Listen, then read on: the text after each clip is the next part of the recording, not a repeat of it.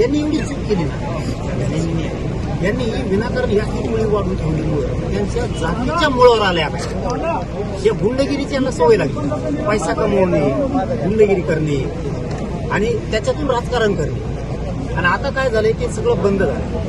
त्यामुळे हे कृष्ण बिथरलेवून झाले आणि तीच लाभार्थी टोळी आता ह्या दोन नेत्याच्या अशी मुळावर आली.